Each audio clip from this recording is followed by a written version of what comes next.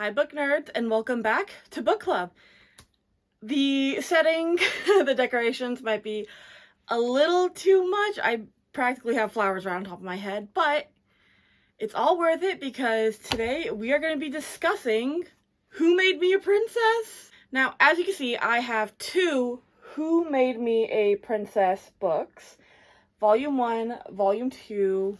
But essentially, this is just going to be a really quick video because reading these comics was super quick. I read them in basically a day. It only took me a collective hour to read both of these volumes. And you might be wondering, what is Who Made Me a Princess? What is this? And the gorgeous artwork, it gets me every time. So this was originally a webcomic. I found it originally as a webcomic, and yes, I have read the entire webcomic. The webcomic can not only be put into 2 volumes, there's like 7 volumes. I only bought the first 2, but it's just, I wish I bought more. The artwork is just so pretty and gorgeous. It is just, I love it so much. So let's read the back of the book blurb for volume 1, then I'll read volume 2. The hit Korean webtoon in print in English for the first time. The story of Athanasia, forsaken princess of the Obelian Empire, ends with her execution at the hands of her own father. Except, did it? Her tragic tale is the plot of the novel The Lovely Princess, but now a modern woman who read the book has just woken up as baby Athanasia herself, filled with her memories and knowledge of the story she's stuck in. Determined to survive her fate, infant Anastasia embarks on new life with a plan. Avoid attention and hoard valuables to fund her escape. When her plan goes awry, she suddenly needs to charm her way into the good graces of her father, the beautiful tyrant emperor, so he doesn't kill her again. This whole story, we get to know Athie. I like calling her Athie because that's just so much easier to say than Athanasia. I think that's how you're supposed to say it. I am not entirely sure. But we get to meet baby Athie, her maid Lily, and then we get to meet Claude, her father, the emperor of the empire. We also get to learn about Felix, who is the emperor's guard, soon to become Athie's bodyguard. We learn a little bit more about the story, about how there is her half-sister Jeanette, who comes in later in the story and charms her way, and she gets, it's this whole thing. This is a, oh my goodness, it is, there is a word for it, transmitted. This is a very common trope in Korean webcomics, manhwas, where one person reads a story and then suddenly is transported into that story as one of the characters. Normally a villainous, a side character, not really the hero at times, but normally the villainous, which I absolutely love. I love the villainous stories so much. They're my favorite to read.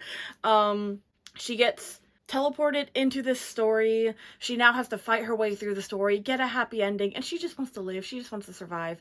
But in the original story, The Lovely Princess, Athie is just ignored by Claude, her father. She finds out she has a half-sister, Jeanette. Jeanette wins her father's love, and Athie basically gets accused of poisoning Jeanette, her half-sister, or half-cousin. As the story goes on, you will notice. There's also the original male lead, Ezekiel. He's very cute, very handsome. We also get to meet more characters throughout the story, like Lucas, a very powerful sorcerer. It's just such a cute story. The artwork is absolutely gorgeous and beautiful. It is one of my favorite things about reading this story over and over again. It's just so gorgeous. I love it. It's so cute. But yeah, so as the back of the book says, Athie is just, oh my goodness, I am in the Lovely Princess story. I'm a baby, I'm neglected, I'm the forsaken princess, my father doesn't want anything to do with me, and with her knowledge of the novel, she's like, okay, well, on my 9th birthday, that's when Claude finds who I am, so I just have to not meet my father Claude, and I'll be safe. So she starts secretly stealing jewels and hoards of gold and coins, anything that she could get her hands on, and starts stashing them away. Well, one day, when she's like a little itty-bitty toddler, around 5 years old, she goes off, finds this other area from, like, her palace, because she's in the Ruby Palace, she finds like these gold statues and she tries biting onto one of them to check if it's gold, and that's where she meets Claude, her father. So she can no longer act like, oh, I don't know who he is, he's gonna ignore me and everything will be fine. Nope, he sees her, he takes her into his waiting room, they have snacks together, and since then, Claude has been calling upon Affy ever since then, and Affy's new plan of escape is just to act really cute and sweet towards her father so that way he doesn't kill her. What? It is an insane, crazy thing, but it's so cute watching their father-daughter bond get closer together. Aww. And this is just absolute adorableness with Affy being a little kid, trying to get her father's love and approval. We kind of get a little bit of Claude's backstory bit by bit as Affy gets older, but mostly it's just, she's trying to just survive. Especially because in the story, her father kills her. So she's like, I don't want to die. I'm just going to act super cute. And see, I'm non-threatening. I don't care about having the throne. I'm going to survive until I'm 18 and then I'm getting the fuck out of Dodge. And it's so cute. It's adorable. We get a couple, like, bonding moments. She has snacks with her dad. She goes on a boat ride. She almost drowns. And Claude does nothing at first. He watches her like go underwater and she's like, oh wow, he's really just gonna let me die. So, but he does save her and then he's like, someone gets to teach her how to swim. It'd be really embarrassing if the Empire's only princess drowns in the lake. That's kind of pathetic. That's kind of like his whole like nonchalant, stone cold attitude towards his daughter is just, oh yeah, she's here. Make sure she doesn't die, I guess. So yeah, we kind of really get, like, the first impression of Claude's character in here, and all these characters are super handsome. All the characters in here are so pretty, and the art is so pretty. I mean, look at it. It's so pretty. I love it. That's why I wanted a physical copy, was just because it's just such a pretty, pretty, pretty art. I love it. This really was, like, I'm not gonna say it was my first introduction to webcomics, but it was like my first introduction to historical webcomics, and I absolutely love it. So, that was basically the first volume. The second volume, back of the book blurb, baby, you know it. Plan C, do or die. After accidentally encountering her terrifying father, Emperor Claude, ahead of schedule, Anastasia has to rethink her entire life plan. Any hope of slipping away with a fortune in hidden baubles crumbles under Claude's fierce gaze, under fear of death with no choice but to continue her attempts to win the cold emperor's affections. Anastasia's adorable ways become her best bet for safety. So when Affy encounters when Affy encounters a magician who sees past her childlike appearance and to the adult mind within, has her cover been totally blown? No, it hasn't. This is my favorite part. This volume has my favorite part in the entire comic, and that's Lucas. That's Ezekiel.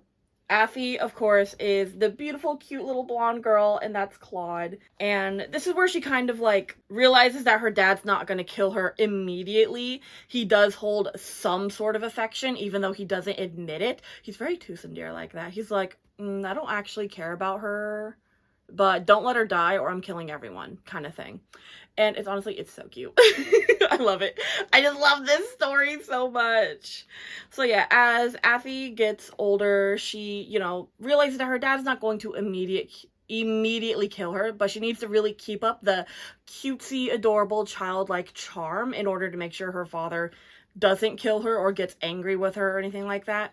She bonds really well to Lily and Felix, and she even, says, oh, I don't care what my mom looks like. I don't care that my mother is dead or that she was a dancer or that I'm from low blood. But I don't want any harm to come from my dad. And she really plays it up of oh, I like anything my dad likes. I just want to hang out with my dad all the time. She really plays up the lovable, clingy daughter to him, which he's not complaining. He doesn't push her away. It's so cute. There's a point in the story where she's like, I do want to see my mom, but I don't need my mom because I have my dad. Well, her dad also has magic. He has aura, he has mana, and he takes some of his memories and puts it in Affy while she sleeps. So she then learns who her mother is, gets to see her, and she's really pretty, gorgeous, God, everyone in this book is just so pretty and gorgeous. I love it so much. So, and then basically what I'm trying to say in this segment right here is that every few chapters dedicates itself to one certain problem that Affy is going through. Affy's also trying to get Duke Alphonse, I believe his name is, to leave her alone. She doesn't want to be friends with Ezekiel or Jeanette, because Jeanette is staying with Duke Alphonse, and she knows because she read the book, The Lovely Princess. She's like, oh, the person who's going to take my father's affections away from me and is the reason I'm going to get killed later in life is living with Duke Alphonse. But since I'm changing the story and I met with my father earlier than I was supposed to, and because he seems to like me a lot, Duke Alphonse is now trying to get me into his good graces so that way he could rise up to the top. I don't think so. So Affy comes up with this whole thing of like, oh, I don't want to be friends with your niece Jeanette or your son Ezekiel because they're stupid. Do they know this, this, and this? How well is their history, their sociology, their math, their philosophy, their language? Can they speak these 3 languages? Do they know these, like, main philosophies or these philosophers and these history books? And she's like, I'm not being friends with anyone stupid. Oh no, my flower. I'm gonna hold this flower now.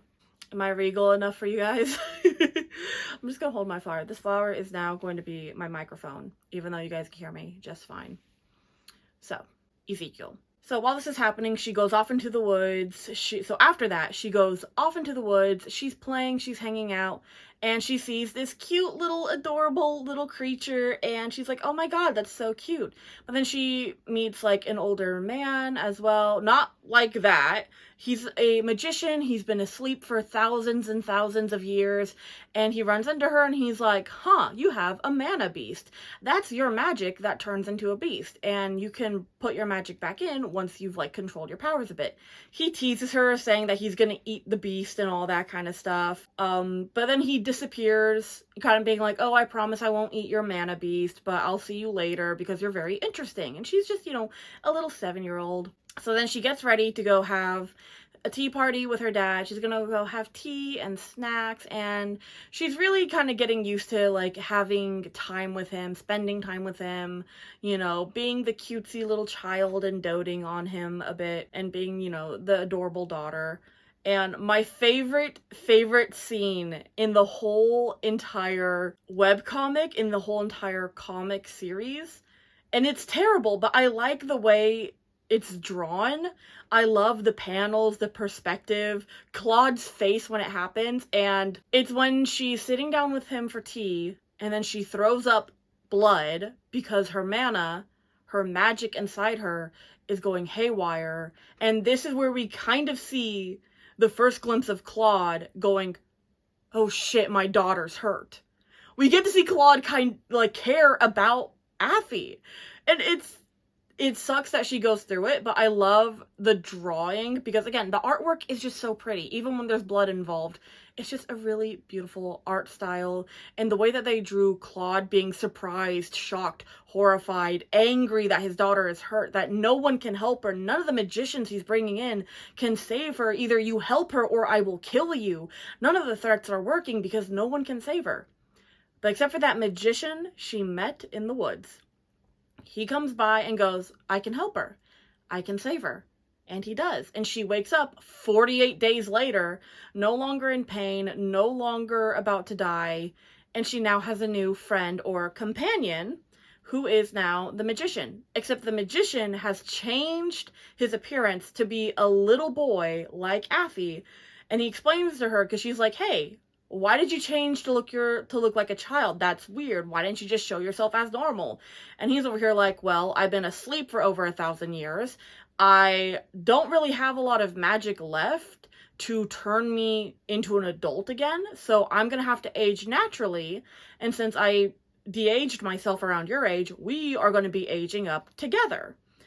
And he basically becomes the second love interest throughout the story, because the first love interest is Ezekiel.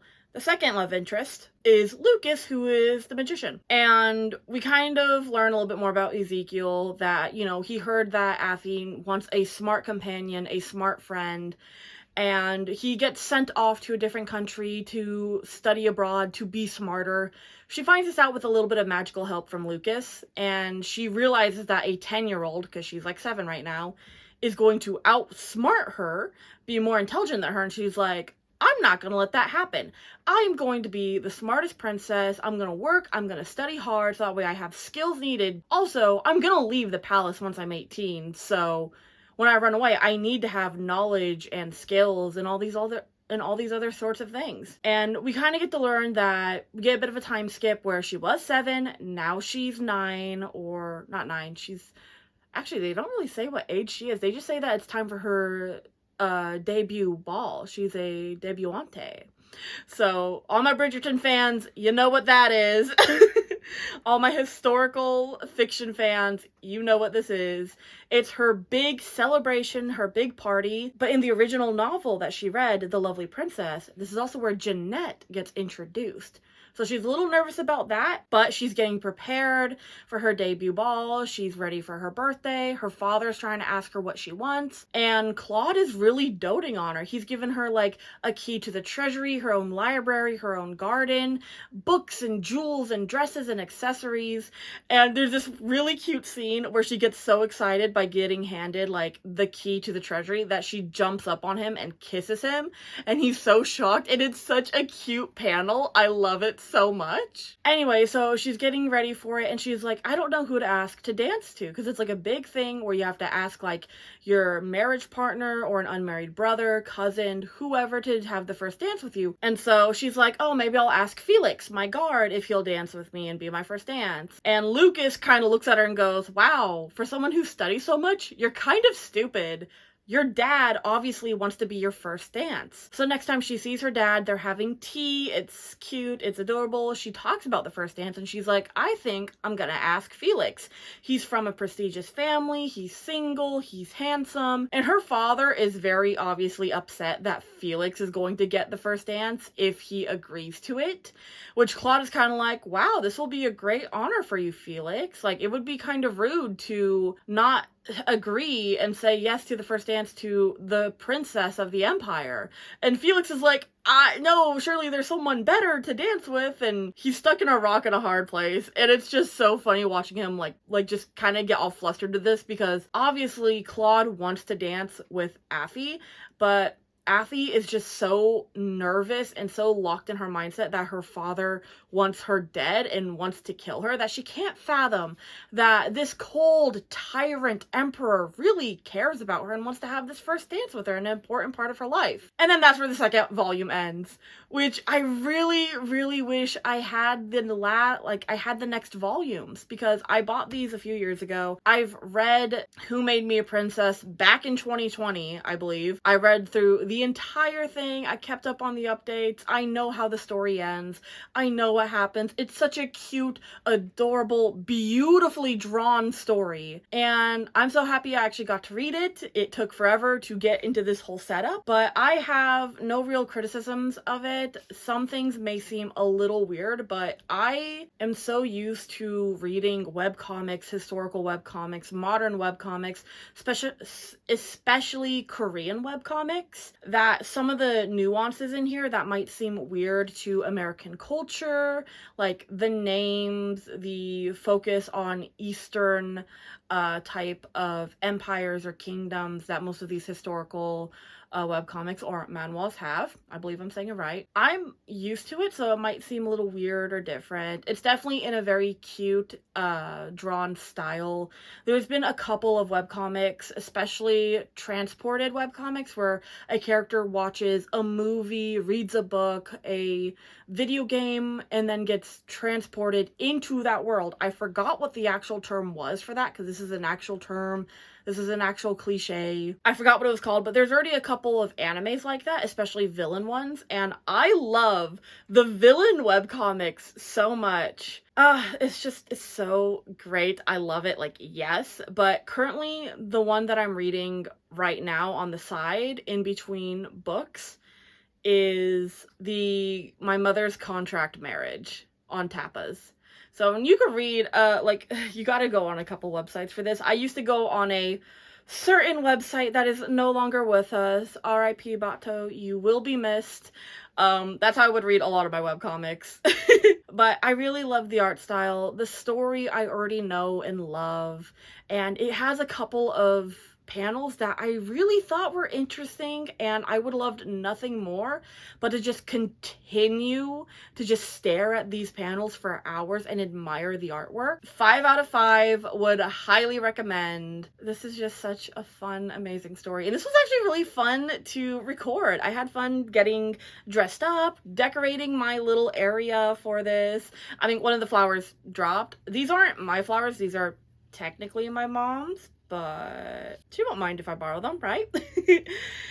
Anyway, book nerds, thank you so much for watching, and I will see you in the next chapter. Bye! I should do it like this. Oh my god, this crown is crushing my head. Fun fact, I own like 5 crowns. 1, 2, 3, 4. I have a 5th one somewhere. I have a 5th crown somewhere. No, it was a little tiara. I have a tiara. I have 4 crowns and a tiara. I think someone's looking in my window. Anyway, I gotta get ready for work. I hope I'm not late. I gotta get out of this dress. Oh my god.